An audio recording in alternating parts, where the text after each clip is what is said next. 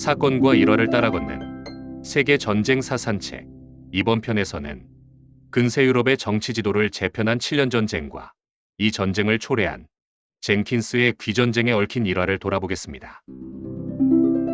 18세기 들어 신대륙에서 빈번하게 발생한 유럽 각국 간의 이권 다툼은 여러 지역에서 갈등과 긴장을 유발했습니다. 이권 다툼은 주로 무역과 식민지를 둘러싼 것이었지요. 당시 신대륙 아메리카의 대부분은 스페인이 점령하고 있었고, 영국은 식민지 확보전에 본격적으로 뛰어들기 전이었습니다.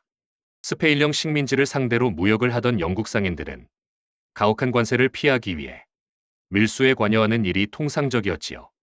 결국 스페인 해안경비대에게 적발되어 그들로부터 가혹한 대우를 받은 영국 상인들은 영국 정부에 대책 마련을 청원했습니다. 가장 쟁점이 되었던 것은 상선 레베카호의 선장 젠킨스가 1738년 이후에서 한 증언이었습니다. 그는 자신의 선원들과 상인들이 1731년 서인도 제도의 스페인 해안경비대에게 귀를 잘렸다고 증언했습니다. 영국의 국민이 스페인 군대에게 귀를 잘린 이 사건은 영국 국민들의 분노를 초래하였으며 곧 정치 쟁점으로 변해 스페인을 응징하자는 여론이 거세어졌습니다. 이리하여 영국은 1739년 10월 스페인을 상대로 이른바 젠킨스의 귀전쟁을 시작했습니다.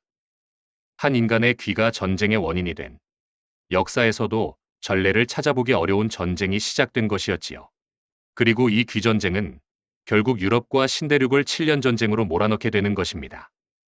기세등등하게 나섰던 영국의 함대는 초전에 카리브해에서 스페인의 함대에게 크게 패했습니다.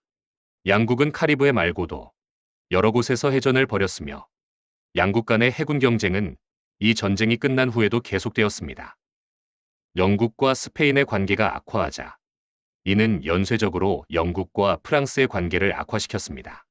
프랑스는 스페인의 상선을 이용하여 아메리카에 물자를 수출하고 있었으며 반대로 신대륙에서 들어온 영국의 값싼 밀수품이 프랑스 시장을 잠식하고 있었기 때문입니다.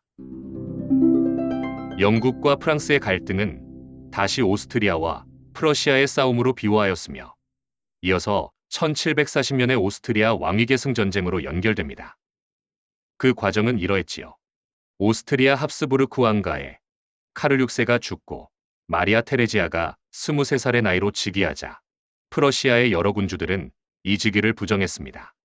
그리고 이 기회에 합스부르크가의 영토를 분할하는데 관심을 가짐으로써 전쟁이 벌어지게 된 것입니다. 먼저 프러시아의 프리드리히 2세가 행동에 나섰습니다. 그는 1740년 12월 프러시아에게 경제적, 전략적으로 매우 중요한 슐레지엔 지방을 침략하였습니다. 그러자 영국은 동맹을 맺고 오스트리아를 지원하였으며 프랑스와 스페인은 프러시아 편에 가담해서 싸우게 되었습니다. 참고로 슐레지엔은 오늘날 주로 폴란드와 체코에 걸쳐 있는 땅으로서 역사적으로 분할과 병합을 거듭하면서 주인이 계속 바뀌어 왔습니다. 영어식으로는 실레지아로 불리지요. 이 상황에서 프리드리히 2세가 이끄는 프러시아의 군대가 막강한 전투력을 발휘하여 전쟁의 주도권을 장악하게 됩니다. 프리드리히 군대의 중추인 장교들은 애국심이 높았으며 병사들은 전쟁보다 장교를 더 두려워할 정도로 엄한 기강을 지니고 있었다고 합니다. 장교들은 평시에 맹렬한 훈련을 통해 병사들을 최고의 전쟁 기계로 만들어내었습니다. 이렇게 강한 군대를 앞세워 무사한 일과 부패에 빠져있던 오스트리아군을 물리치고 슐레지엔을 전격적으로 점령한 프리드리히 2세는 1741년의 몰비츠 싸움과 1745년의 호헨프리드베르크 싸움에서 승리하여 슐레지엔 점령을 기정사실화했습니다. 그리고 이 전쟁을 통해 프러시아는 당당히 강국으로 부상했던 것입니다. 1748년 마리아 테레지아 여왕이 어쩔 수 없이 슐레지엔의 상실을 인정함으로써 프러시아와 오스트리아 간의 전쟁은 종지부를 찍었습니다. 그러나 이것은 잠시의 휴전으로서 1756년 프러시아와 오스트리아는 7년 전쟁으로 다시 맞붙게 되는 것이지요. 1756년부터 1763년 사이에 벌어진 7년 전쟁은 프러시아에게 패해 슐레지엔을 빼앗긴 합스부르크 왕가가 이를 되찾기 위해 프러시아와 벌인 일련의 전쟁을 말하지요. 오스트리아 편에는 프랑스 작센, 스웨덴, 러시아가 가담했으며 프러시아 편에는 하노버와 영국, 포르투갈이 가담했습니다.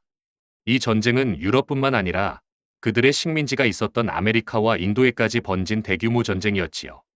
1756년에 시작된 전쟁은 1763년 작센, 오스트리아, 프러시아 사이에 후베르투스부르크 조약으로 종결되었습니다. 그리고 영국과 프랑스 사이의 전쟁은 파리 조약으로 마침표를 찍었지요. 유럽에서 프러시아는 계속 고전했지만 프리드리히 대왕은 운 좋게도 슐레지엔의 영유권을 확고히 할 수 있었습니다. 이로써 프러시아는 더 이상 도전받지 않는 열강 세력으로 등장하였으며 프러시아 군대의 위신이 크게 올랐던 것입니다. 그리고 7년 전쟁을 통해 프리드리히의 열정과 군사적 천재성이 한껏 발휘되었으며 그의 개인적인 명성은 크게 높아졌습니다. 그래서 7년 전쟁 후 여러 나라는 프러시아에 시찰단을 보내 그 군사력의 비밀을 배우려고 했습니다. 다만 이 전쟁으로 프러시아의 영토는 황폐화되었으며 많은 유능한 장교와 전투력이 뛰어난 부대가 큰 손실을 입었습니다. 이 여파로 프리드리히는 프러시아의 군대를 전쟁 전과 같은 수준까지 재건하지 못했습니다. 그 결과 1779년의 바이에른 왕위계승 전쟁에서 프리드리히가 직접 지휘를 했음에도 불구하고 프러시아군은 형편없는 전투를 벌였습니다.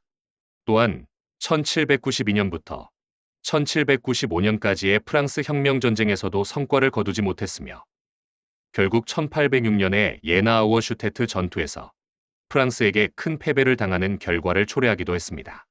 마침내 1806년 이후가 되어서야 프러시아 정부는 군사개혁을 단행하였으며 그 결과 19세기 말 프러시아의 군사력은 화려한 부활을 하게 되지요.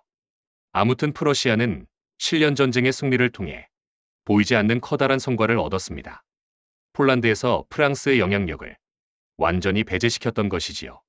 1772년의 제1차 폴란드 분할은 러시아와 프러시아의 거래였던 것입니다.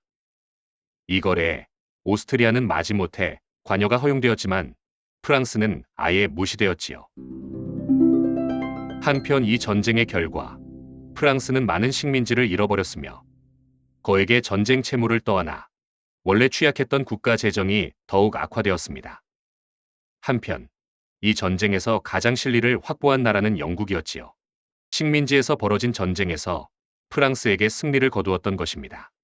영국은 북아메리카에서 7년 전쟁의 여파로 벌어진 인디언 전쟁에서 프랑스 세력을 몰아내 오늘날의 캐나다 퀘벡주와 온타리오주인 뉴프랑스를 프랑스에게서 빼앗았으며 인도에서도 프랑스 세력을 몰아내어 대영 제국의 기초를 닦은 것이었습니다. 한편 스페인은 플로리다를 잃었지만 프랑스령 루이지애나를 획득했지요.